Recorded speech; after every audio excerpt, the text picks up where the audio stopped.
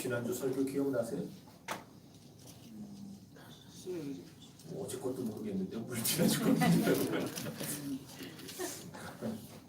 지난주 설교 각각 자기 마음의 확신과 그런 어떤 소신을 가지고 행동을 했어도 그 동기와 목적이 누구를 위하여요? 그걸 알고 있네요. 주를 위하여 한 게 되지 않으면 그거 다 헛된 거예요. 자기를 위한 행위라는 거예요. 그러니까 말로는 내가 주를 위하여 한다 해도 진짜 그 목적과 동기가 주님을 위하여 한 게 아니면은 그 누구를 위하여 한 거예요? 나를 위하여 한 거예요. 그 얘기였어요. 그래서 주를 위하여라는 동기와 목적이 얼마나 중요한가를 굉장히 길게 설명을 드렸었죠. 이 주를 위하여라는 말의 의미를 모르는 사람은요, 자기 마음에 확신이 가는 대로 행하라는 말만 머릿속에 남아요. 그래가지고 그냥 내가 확신 가지고 하면 됐지 뭐.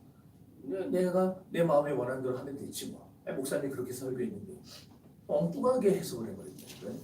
그래서 오늘 바울이 본문에서 두 번째 원칙을 말합니다. 이제 무슨 원칙이냐? 이 세상에는요, 그 자체로는 선도 아니고 악도 아닌 이상한 중성적인 것들이 존재합니다. 그러니까 죄가 될 수도 있고 죄가 안 될 수도 있는 모호한 것들이에요. 고대 스토아 철학자들은 이런 것들을 가리켜서 아디아포라라고 불렀어요. 아디아포라라는 말은 이래도 되고 저래도 되고, 이렇게 해도 우리식으로 하면 뭐로 가도 서울만 가면 된다고, 이리 가도 되고 저리 가도 되고 하는 그런 게 이제 아디아포라라는 건데, 신앙생활 할 때 그런 일이 일어날 수 있죠.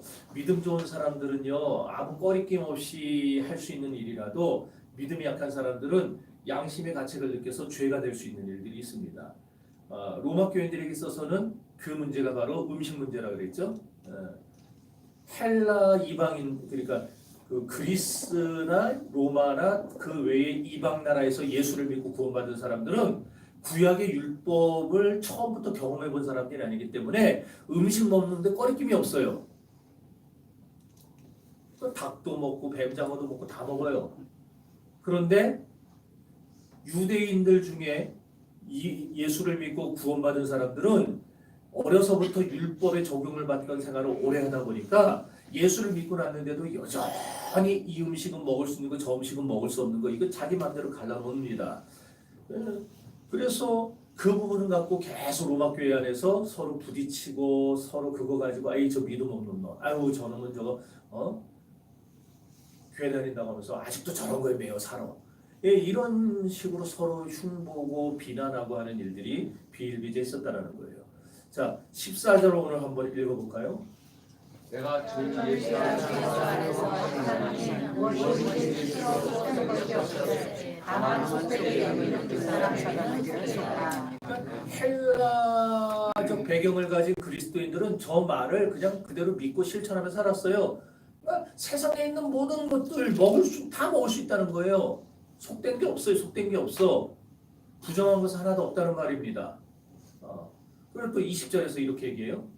음식을 말하면 하나님의 사람을 제대하지 않아 만물이 합격되되 껄림으로 먹는 사람에게 정한 것이다. 그러니까 정한 음식, 부정한 음식이 따로 있는 게 아니라 원래 하나님이 주신 거는 자연은 다 선했죠. 하나님은 악한 걸 만들지를 않았어요. 네. 그런데 하나님이 정하게 만드신 것을 누가? 인간이 다 악하게 만들어버린 겁니다. 예를 들어서 포도 얼마나 탐스럽고 맛있습니까? 네? 그런데 사람들이 그거 가지고 포도주를 만들었어요.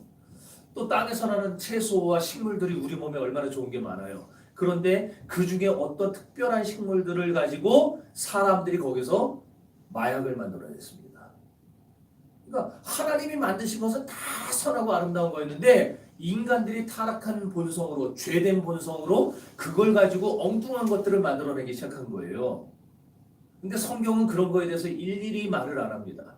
성경에 마약하지 말라는 말은 없잖아요. 왜? 이미 마약이라는 게 존재하기 전에 쓰여졌으니까.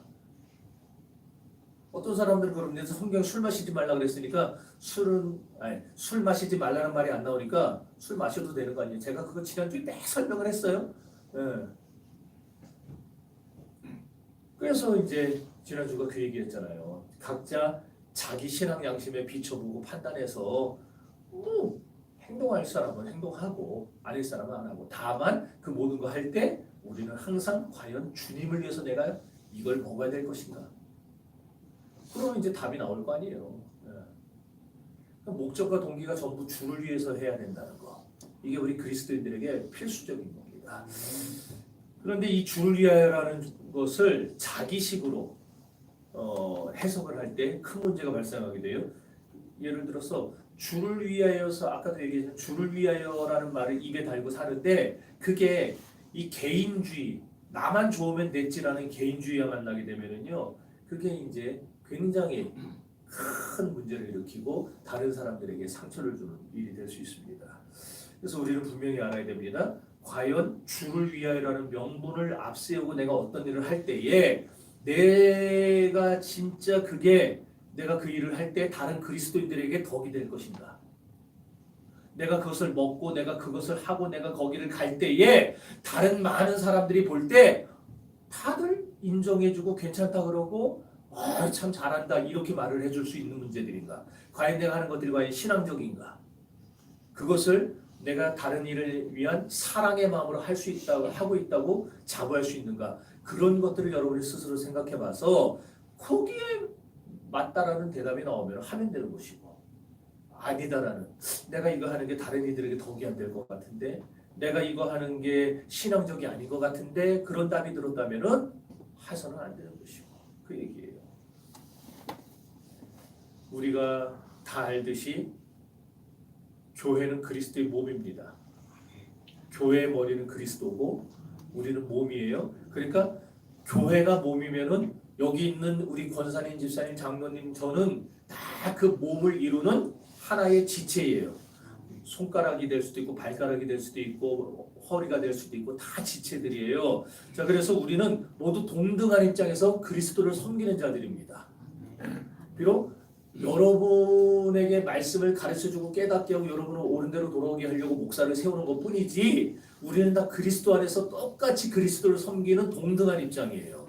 자, 그래서 내 생각에 이거는 오라라고 해서 얼마든지 할 수 있다고 했어요. 지난주에. 그러나 내 생각에 오라서 얼마든지 할 수 있는데 내 옆 지체가 그런 나를 볼 때에 여기 있는 우리 권사님들이 그런 나를 볼 때에 왜 저래? 이런 느낌이 받게 하면은 그런 일은 해서는 안 된다는 거예요. 왜? 그게 한 지체를 이루는 한 몸을 이루는 지체들의 책임의식이기 때문에. 그러니까 나 하고 싶다고 다 할 수 있는 게 아니라는 거예요. 내가 하고 싶어도 다른 지체들을 위해서 절제할 줄 아는 거. 이게 오늘 바울이 두 번째로 얘기하는 대원칙에 해당되는 거예요.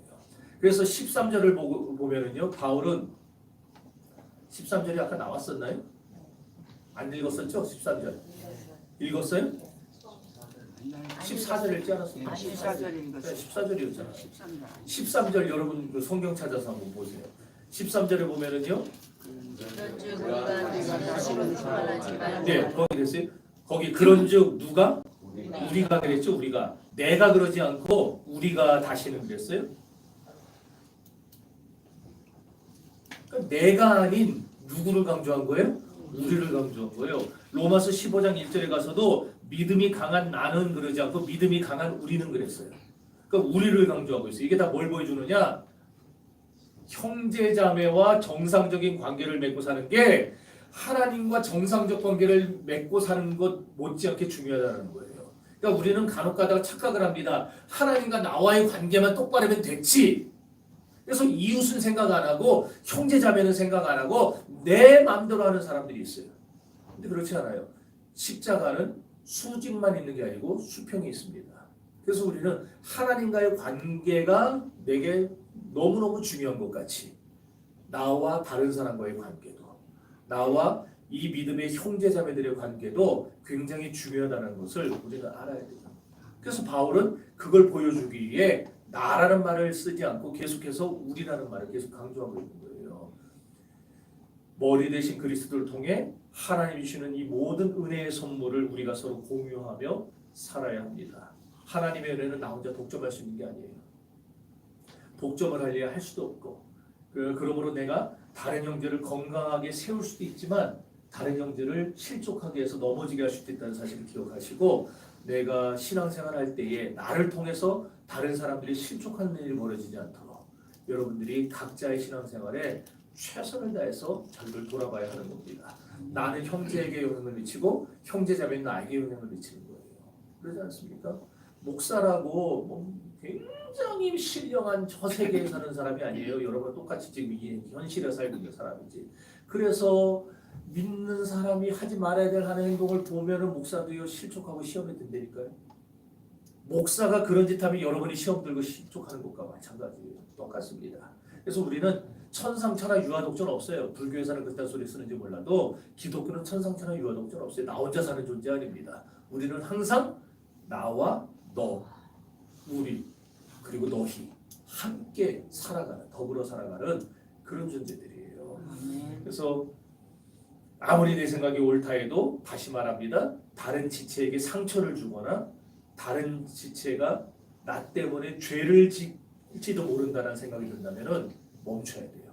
중단해야 돼요. 그걸 계속 고집해서 결국 나 때문에 다른 지체들이 넘어지고 실족하고 상처받고 죄를 짓게 되면은요 그게 나의 죄가 되는 겁니다. 그래서 부부도 똑같잖아요. 자기 하고 싶은 대로 각자 자기 하고 싶은 대로 하면은요 얼마 못 살아요. 그러세요, 그렇지? 남편도 지 하고 싶은 대로, 아내도 지 하고 싶은 대로 하면 어떻게 살겠습니까? 부부는 일신동체라고 그러잖아요. 그러니까 서로 얽매일 수밖에 없어요. 서로 얽매일 수밖에. 네. 야채나 채소 진짜 먹기 싫어하는데 우리 집사람이 그걸 갖다 놓고 끓여 먹으라 그러면 나는 먹을 수밖에 없어요.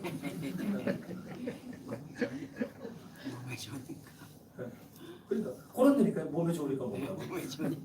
몸에 좋은 거 별로 안 좋아해요. 매일인 거예요. 이렇게 나가기 싫다고 계속 거절하고 저기 하면은 결국 그게 또 마음의 상처가 되는 거예요. 얽매이는 게 진정한 부부의 삶입니다. 남편은 아내에게 얽매이고 아내는 남편에게 얽매이고 교회도 똑같아요. 우리는 한 몸이기 때문에 저는 여러분에게 얽매여야 돼요. 그래서 저는 뭘 하든지 항상 우리 교회를 염두에 두고 일을 해야 돼요. 우리 교인들 얼굴 하나하나를 떠올리면서 제가 가서 무슨 일을 하고 내일도 이제 대전 내려가서 또 일을 보고 와야 될 텐데 거기 갈 때도 저는 더함교회 대표로 가는 거예요. 더함교회 대표. 전혀 감동이 없습니다.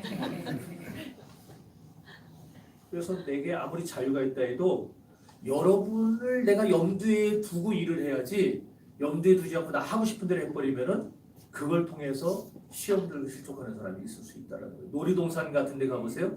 아빠들이 애 손 붙잡고 이렇게 가는 경우들이 있습니다. 그러면 아빠의 걸음은 성큼성큼 걸어가요. 근데 애기들은 그렇게 못 걷잖아요. 그러면 아빠가 자기가 걷고 싶다고 막 성큼성큼 막 걸어가요. 애 손 붙잡고. 그럼 애는 질질질 끌려가겠죠. 어떻게 걷습니까? 아빠들이 애들 보폭에 맞춰서 걸어요. 아빠는 속 터지겠죠. 막 팍팍 걸어가고 싶겠죠. 그러나 애한테 맞춰줘요. 그게 아빠입니다. 내가 걸어가고 싶다고 막 가면은요, 애는 땅에 질질질질 끌려오는 거예요. 교회도요, 믿음 좋은 사람이 있고 믿음이 약한 사람이 있어요. 믿음 좋은 사람이 막 하면은요, 믿음 약한 사람들은요, 질질 끌려오든지 아니면 끌려오기 싫으면 튀어나가든지 이렇게 되거든요. 그래서 우리는 교회에서 항상 나만 볼 게 아니고 다른 사람도 염두에 두고 신앙생활을 해야 된다는 겁니다. 교회 안에서 그런 배려를 하고 인간관계를 유지하는 게 중요해요. 그래서 바울은요 그런데 여기서 머물지 않고 한 단계 더 나가는 거예요. 한 단계 더 나가서 이 다른 형제를 다른 자매를 판단하지 않는 거 그것도 좋고 중요하지만 거기서 멈추지 말라는 거예요. 왜냐하면 판단하지 않는 것만 가지고는 문제가 해결 안 되기 때문에. 그래서 오늘 우리들이 한 걸음 더 나아가서 지켜야 될 원리 한번 읽어봅시다. 자, 13절. 그런즉 우리가 자신을 서로 사랑하지 말고 그것을 함께하게 되지 아니하도록 주의하라. 자, 판단하지 않으면 되는 게 아니고 거기 머물지 말고 더 나아가라는 거예요. 그래서 여기 보면 거칠 것 그랬어요. 부딪힐 것이나 거칠 것 그랬는데 이 거칠 것은 뭐냐면은 장애물이나 덫을 말이에요. 덫. 우리가 쥐덫 같은 거, 뭐 토끼 잡을 때 덫 놓는 거 그걸 말하는데 이 덫에 걸리면은 반드시 다치거나 몸이 상할 수밖에 없죠. 네. 15절에서는 거칠 것을 뭐라 표현했느냐 하면은 근심하게 만들고 망하는 거라고 표현을 합니다. 읽어봅시다. 하나님께서 말미암아 그가 근심하게 되면 이는 그가 사랑으로 하지 아니하리라. 그리스도께서 지시하여 주신 형제를 내 근심으로 망하게 하지 아니하리라. 우리는 형제나 자매 앞에 부딪힐 것이나 거칠 것을 두면 안 된다라는 거예요. 다시 말해서 형제들로 하여금 자매들로 하여금 신앙생활을 포기하게끔 만들거나 망하게 만들지 말라는 겁니다. 뭘로? 내 말이나 내 행동으로. 그러니까 말로 교회 안에 있는 형제 자매에게 거치는 것들을 만들어내지 말고 행동으로 거치는 것들을 만들어내지 말고 그러니까 말과 행동 조심하라는 거예요. 그래서 말과 행동 때문에 결국 문제가 생겨요. 그 다음에 21절 보세요. 자, 복도 먹지 아니하고 물도 먹지 아니하고 무엇이든지 거리끼게 하는 길을 아니하니라. 여기 거리끼게 하지 않는다는 말이 걸림돌이 되지 않는다는 말이에요. 그러니까 우리의 행동과 우리의 삶이 형제자매들이 신앙생활하는 데 있어서 방해가 되면 안 되는 겁니다. 지금 계속 같은 말을 지금 계속해서 반복하고 있어요. 여러분들 신앙생활하는 거 각자 소신껏 하는 거 좋고 각자 자기의 확신을 가지고 하는 건 너무 좋습니다. 그럼 돼요. 그러나 그럴지라도 그것이 과연 진정으로 주를 위한 것이 아니고 또 내가 확신을 가지고 했는데 그 행동이 그 말이 상대방에게 상처가 되고 그 상대방을 실족하게 할 수 있는 위험 요소가 있다라면은 우리는 그것을 내려놓고 잠시 쉬었다가 하든지 아니면은 그것을 그 사람이 성장할 때까지 기다려주든지 이런 것도 우리에게 필요하다라는 거예요. 자, 23절 읽어봅시다. 의심하고 없는 자는 존재를 위하니 이는 믿음을 따라 하지 아니할 줄이라. 믿음을 따라 하지 아니하는 것은 죄니라. 내 신앙 양식상 옳은 일이 아닌 것 같은데도 끝내 한다. 그게 죄라는 거예요.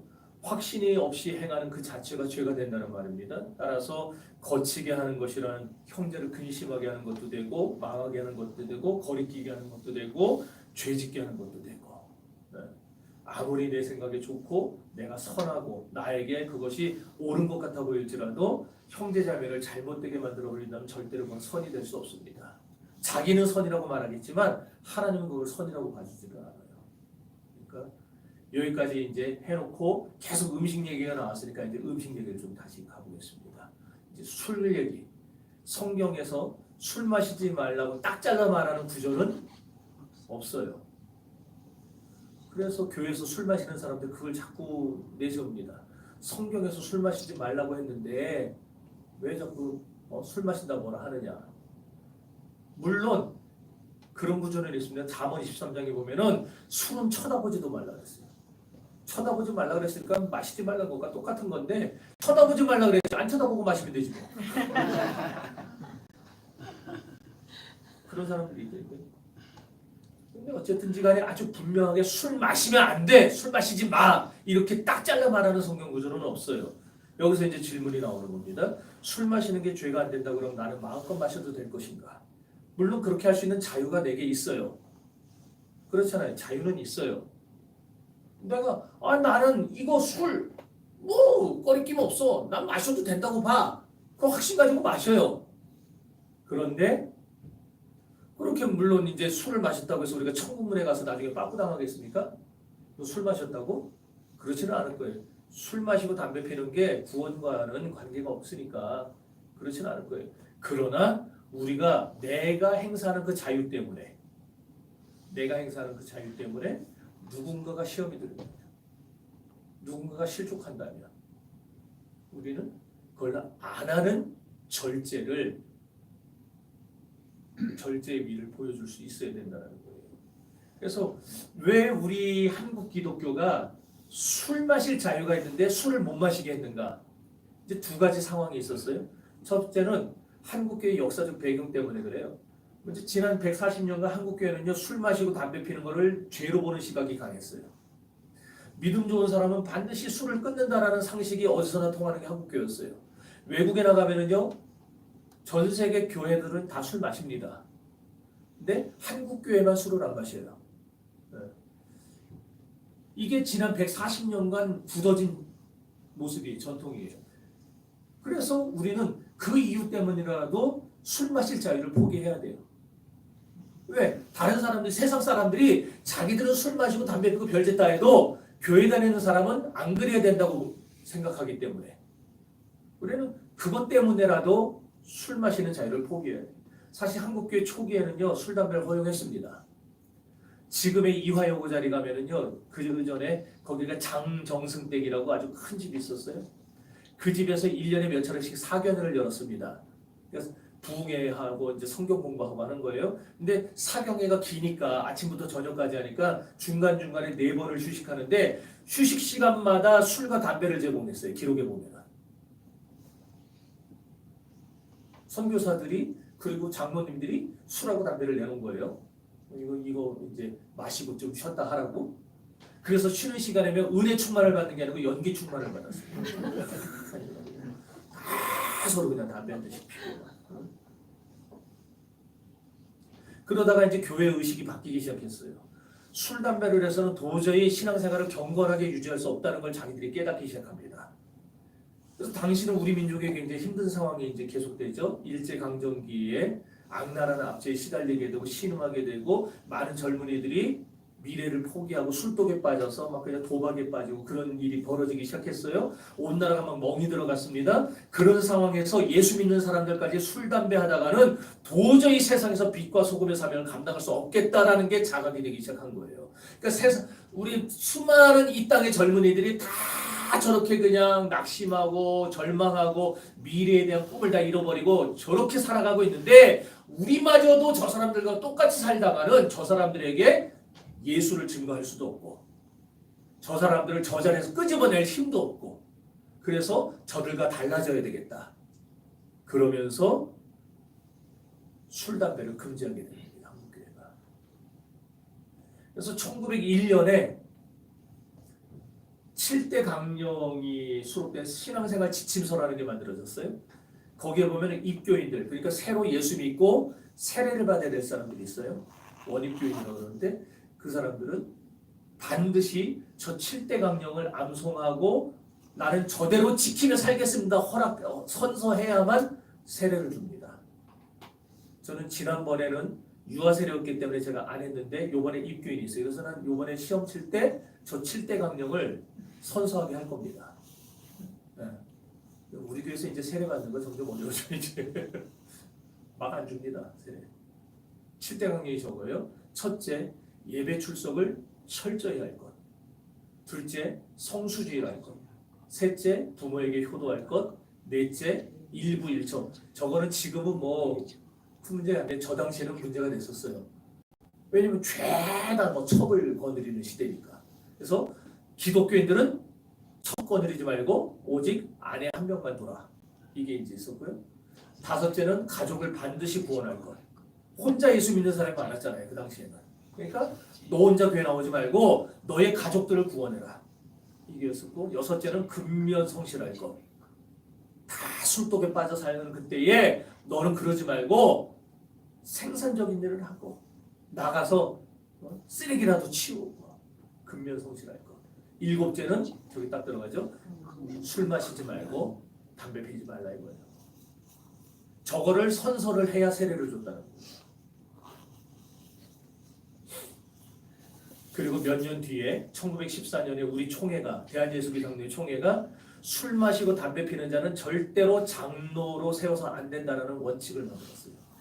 그래서 우리 교단은 장로가 술 마시고 담배 피면은요 걸리면 바로 장로 면직시켜 버립니다. 우리 장로님들은 없죠? 우리 교단이 이런 교단이에요.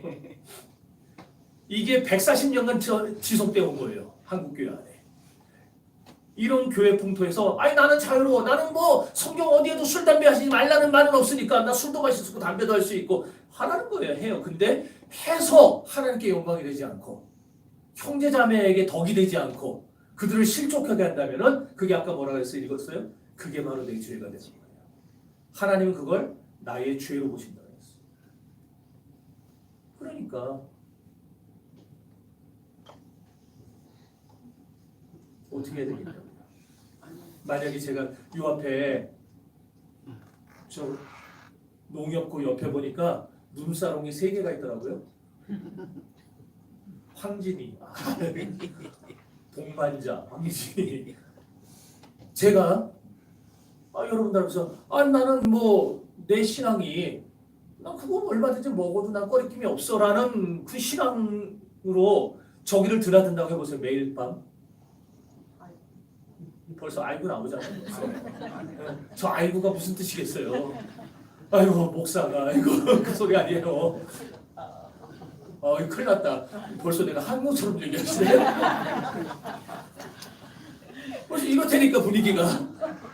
그러니까 제가 만약에 그랬다 해보세요. 여러분이 그걸 봐요. 이런 분위기가 나오는데 그럼 목사가 그걸 해서 성도들을 실족하게 해서 되겠냐고요. 되겠어요? 안 되겠어요?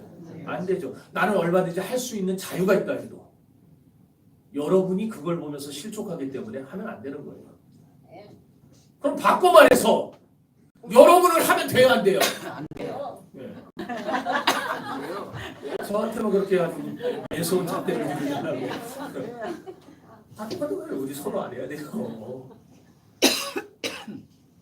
자, 두 번째는 사회적인 배경입니다. 부활말 조선에 있었던 사회적인 배경. 오늘날 우리 사회에 만연하는 여러 가지 불의, 악행, 부정부패 사건에 술이 안 껴있는 데가 거의 없어요. 술은 득보다 해가 더 많습니다. 맨정신으로 불지르는 사이코들도 있긴 하지만은 대부분 술 먹고 홧김에 불지르는 인간이 대부분이에요. 그죠? 물에 빠져 죽는 것도요, 맨정신에 빠져 죽는 사람보다 술 마시고 해롱해롱 대다 빠져 죽는 사람이 훨씬 더 많아요. 맨정신에 남을 때리는 사람은 별로 없지만 술 마시고 홧김에 어이씨 이러면서 때리는 사람, 그죠? 술 마시면 괜히 자기가 무슨 슈퍼맨이 된 줄 알아요, 다들. 그래서 자꾸만 싸움을 걸어요, 시비 걸어요. 심지어 자살도 술 때문에 더 많이 합니다. 술 때문에 깨진 가정이 얼마나 많은지 아십니까? 우리나라 술 소비량이 세계 1위라는 거 아세요? 아세요? 몇 년도에 세계 1위가 됐는지 아세요? 혹시 그러면은? 몇 년도에 우리나라 술 소비량이 세계 1위를 탈환했어요? 1981년. 45년 전이에요. 45년 동안 어느 나라도 우리나라의 1위를 뺏지 못하고 있습니다. 엄청난 나라예요, 우리나라. 전 세계에 그 독한 술 많이 마신다는 러시아 사람들도요, 우리나라 사람들이 마시는 술의 양을 못 따라가요. 인구가 우리보다 3-4배가 많은데도. 작년 한 해에 소비한 술의 양이 내가 저거 찾느라고 아주 그냥 통계청까지 들어가서 몇 병인지 아세요? 70억 2,910만 740병. 70억 병. 저거를요, 시멘트 환산하잖아요? 그러면 정부 종합청사 그 큰 건물을 20채를 짓는데요. 1년에 정부 종합청사 20채를 지을 수 있는 양을 사람들이 술로 마시는 거예요. 작년 한 해에 술 마시는 데 든 돈이 21조예요. 사실 22조에 가까워요. 21조 8,900여억 원이니까. 대한민국 1년 예산이 677조입니다. 올해 2025년 예산이. 작년 한 해 22조를 썼어요. 술 마시는데 1년 예산의 33%로 술로 날려버린 거예요. 네? 3.3%? 33% 아니에요. 아닌가? 3.3%인가? 네. 또 그것도 그렇죠.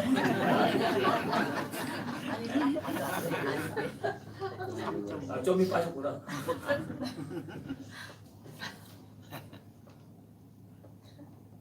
자, 지금 세상 사람들도 술, 담배 끊으려고 애를 쓰는데 이게 지금 현실이. 그런데 교회 다닌다고 하는 사람들이 나는 괜찮아. 나는 떳떳해하면서 술, 담배를 그냥 한다. 그럼 그걸 보면서 세상 사람들이 교회를 신뢰하지 않습니다. 교회 신뢰하지 않아요. 제가 솔직히 말하면요, 청년 때 포도주 맛이 너무 궁금했어요. 근데 포도주를 그때 당시에 어디서 사 먹을 때가 있어야지. 근데 기회가 왔어요. 해외 출장을 가게 돼가지고 비행기를 탔더니 장거리를 가니까 와인이고 맥주고 뭐고 다 공짜로 주는 거예요. 그래서 와인을 받아서 마셨어요. 내가 솔직히 여러분에게 고백을 합니다. 우리 목사가 저 수준이라는 걸 알려주기 위해서 받아 마셨어요. 되게 맛있어요. 그래서 몇 잔 더 받아 마셨어요. 그러면서 이제 공항에 내려가지고 집을 찾는데요. 어떤 분이 와가지고 말을 거는 거예요. 한국 분이세요? 그래요. 그래서 그렇다고 그러니까 어떻게 하셨냐 그랬더니 청년 연합집시설을 갔다는 거예요. 물론 그때는 제가 전도사도 아니었고 그냥 청년이었으니까. 근데 그때까지만 해도 내가 별 생각을 안 했는데 그분이 뭐 이런저런 얘기하다가 인사 다 하고 아무튼 하루 반갑습니다. 아무튼 뭐 일 잘 보고 가세요. 그러고 이제 헤어지려고 그러는데 저한테 조심조심 한마디를 하는 거예요. 드릴 말씀이 있다고. 그래서 하시라고 그랬더니 비행기에서 제가 와인 마시는 걸 봤대요. 뭔 소리겠어요 그게. 그래서 자기가 마음이 불편했대요. 계속 그래서 말을 해줄까 말까 고민하다가 그래도 말을 하는 게 낫겠다 싶어서 하고 간다고. 제가 그날 이후로 와인을 입에도 안 댑니다. 공짜 와인, 공짜 맥주 뭐 준다고 해도 받아 먹지를 않아요. 물론 그 뒤에는 제가 이제 신학교 가고 목사가 됐으니까. 그렇지만은 왜요? 누군가 나는 몰라도 그 자리에 누군가 나를 아는 사람이 있다니까요. 더군다나 얼굴이 특징이 있잖아요. 저는 누군지를 기억을 못해요. 근데 그 사람들은 저를 기억을 해요. 누구다. 그래서 제가 하는 행동 보고 제가 하는 말 듣고 그 사람들은 시험에 들기도 하고 실족하기도 하고 참 역시 교회 다니는 사람답다 이런 말도 하고 이렇게 되는 거예요. 그러니까 저는 자유가 있어요. 얼마든지 자유가 있어요. 얼마든지 이것도 먹고 저것도 먹고 다 할 수 있어요. 그러나 지체를 위해서 그리스도의 몸된 교회를 이루는 지체들을 위해서 안 하는 절제를 하는 거예요. 결단을 하는 거예요. 그게 저에게만 해당된다고요? 여러분에게도. 오늘 바울이 지금 그 두 번째 원칙을 계속해서 말하고 있는 거예요. 14절 다시 읽어봅시다. 내가 예수 안에서 확신하노니 무엇이든지 스스로 선택할 것이 없으되 다만 속되게 여기는 그 사람에게는 속되다. 마음의 가책을 받으면서 먹고 마시는 게 죄가 된다 그 얘기예요. 부정한 것이 된다. 또 20절에서는 식물을 인하여 하나님의 사업을 무너지게 말라 만물이 다 정하되 거리낌으로 먹는 사람에게는 악하니라 그랬어요. 23절에서도 의심하고 먹는 자는 정죄되었다고 말합니다. 그러니까 자기 스스로도 떳떳하지 못하면서 내가 이걸 먹는 걸 누가 보면 어떡할까 그러면서 먹을 때에 그게 벌써 먹는 순간에 죄가 된다는 거예요. 이런 말씀들에 비춰볼 때 성경에서 딱 꼬집어서 술 마시는 거 죄야 뭐 담배 피는 거 죄야 그런 말씀은 안 나오지만 그러나 이미 내 양심에서 꺼리끼고 있고 다른 사람들이 나를 볼 때에 어떻게 볼까라는 생각이 벌써 드는데 그때 마시고 먹고 이런 걸 강행한다면 벌써 나는 그 순간서부터 죄를 먹고 마시는 사람이 되는 거예요. 그러니까 성경에 딱 잘라 마시지 말라는 안 했어도 우리는 안 해야 되는 겁니다. 이제 확실하게 답을 얻었습니까? 네. 그럼 누구를 위해서요? 나를 위해서? 아니요. 나를 위해서는 얼마든지 할 수 있겠죠. 다른 사람을 위해서, 지체들을 위해서. 황 목사가 황진이에 드나든 걸 봐오면은 실족할 우리 권사님들을 위해서. 또 나가서 또 내가 드나들었다 그런 소리 하지 마세요. 그래서 아까 읽은 15절에도 보면은요, 음식으로 인해서 지체를 근심하게 하면 이는 내가 성령으로 행치 않은 것이라고까지 말을 합니다. 우리는 그리스도께서 대신하여 주신 우리 지체들을 우리가 먹고 마시는 음식들로 인해서 낭만케 하고 실족해서는 되겠어요, 안 되겠어요? 안 되죠. 하나님이 자기의 외아들의 목숨을 내놓고 십자가에 못 박아 죽여서 살려낸 지체들을 감히 내가 내 행동과 말로 실족하게 하고 그들을 시험 들게 하면 되겠냐고요. 왜 그렇게까지 해야 되는가? 언젠가 누가 그러더라고요. 아, 왜 그렇게까지 살아야 됩니까? 그러더라고요. 자, 고린도전서 8장에 답이 나옵니다.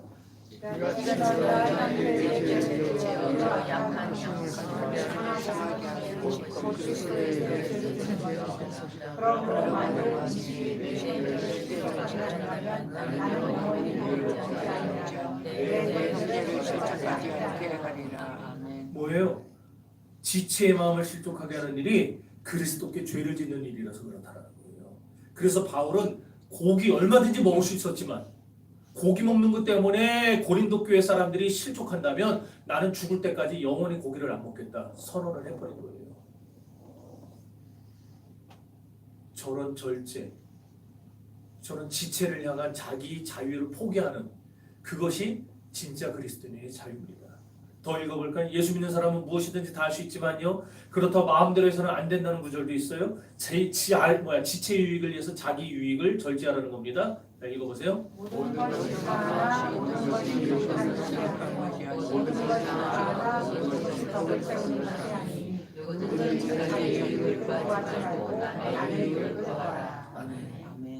이 원칙에 의해서 이제 모든 게 다 해석이 되어지는 겁니다. 우리가 주의를 지키는 것도 각자 자기의 양심에 따라서 각자 자기의 작정한 대로 할 수는 있어요. 그렇지만 형제에게 거치는 자가 되지 않도록, 형제들이 그걸 통해서 시험 들지 않도록 우리가 조심하라는 거예요. 주일에 장사하는 게 자기 딴에는 얼마든지 문제가 안 되는 사람이 있을 수 있어요. 그러나 장사를 안 하는 쪽이 형제 자매에게 덕을 끼친다라면 장사를 안 하는 게 더 좋다는 겁니다. 주일에 예배하지 않고 외국에서 오는 손님을 맞으러 공항에 나갔다? 친척을 맞으러 나갔다? 뭐 그런 일이 있을 수 있죠. 예배 시간인데 극장에 가서 영화 보는 사람도 있어요. 그죠? 얼마든지 그 사람은 자기의 양심대로 할 수 있어요. 그렇게. 그러나 그렇게 했을 때에 다른 사람들이 실족하고 다른 사람들이 거기에 대해서 낚시고 상처받는다면 그게 나에게 죄가 되니까 안 하는 게 훨씬 낫다. 제가 어떤 집사님이 산악회 총무로 뽑혔어요.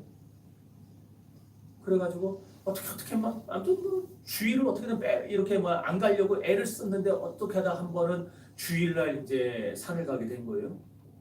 총무가 빠질 수는 없잖아요. 그래서 가는데 올라가는 길에 같은 교회를 만났어요. 두 사람이 뻘쭘하게 안녕하세요. 인사를 하고 뭐 악수를 하고 그렇게 올라갔는데 가는 코스가 똑같으니까 계속 이게 그날 등산을 망쳤다 그러더라고요. 신경 쓰여갖고. 그리고 문제는 그 다음에 터진 거예요. 둘이 내려와가지고 교회에서 그 다음부터 서로를 자기도 올라가고 저 사람 결국 두 사람 다 그 교회를 나갔어요. 한 사람만 나간 게 아니고 두 사람 다 나갔어요. 그런 짓을 왜 하냐고요. 그런 짓을. 거듭난 그리스도인에게서 주일 성수는 무엇보다도 중요합니다. 심지어 우리 생명보다도 중요합니다. 주일 성수는. 여러분 올바른 신앙생활 하고 싶다면 다른 지체들을 생각해서 내가 하고 싶은 것도 자제할 줄 알아야 됩니다. 애들은 못하게 하면 자지러져요. 하고 싶은 거 못하게 하면. 신앙생활 애처럼 하지 마세요. 더 이상 우리는 애가 아닙니다. 하나님의 나라는 먹고 마시는 것이 아니요 오직 성령 안에서 의와 평강과 희락이라고 했습니다.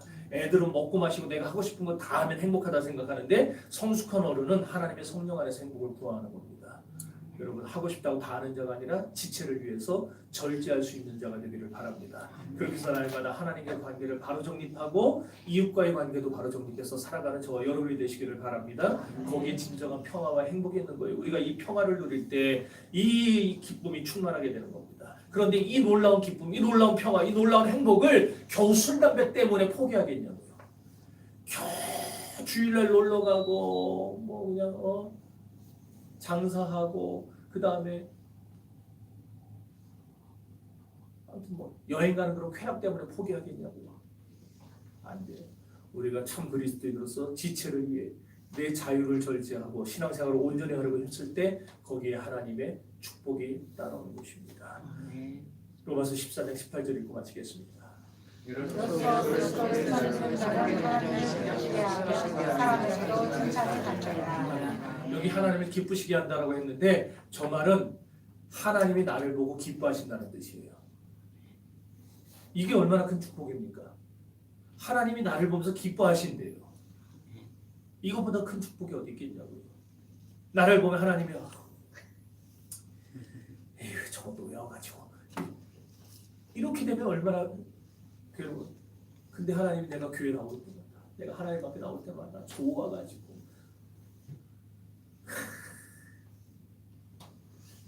하나님이 기뻐하는 존재들이 되시기를 바랍니다. 아멘. 이게 오늘 두 번째 원칙이었어요. 걸림돌이 되지 말라. 이 원칙을 머릿속에 집어넣으세요. 아무리 여러분이 할 수 있고 하고 싶고 또 해도 돼도 그러나 그것이 다른 지체들에게 거치는 것이 되고 걸림돌이 된다면 그들에게 상처를 주는 것이 된다면 여러분 절제하십시오. 하지 마십시오. 잠깐의 쾌락 때문에 이 기쁨을 싼값에 팔아먹는 부끄러운 성도가 되지 않기를 바랍니다. 그리고 나아가서 이 놀라운 하나님 나라의 축복을 마음껏 누리면서 살아가는 다음교회 성도들이 되시기를 주의 이름으로 축원합니다.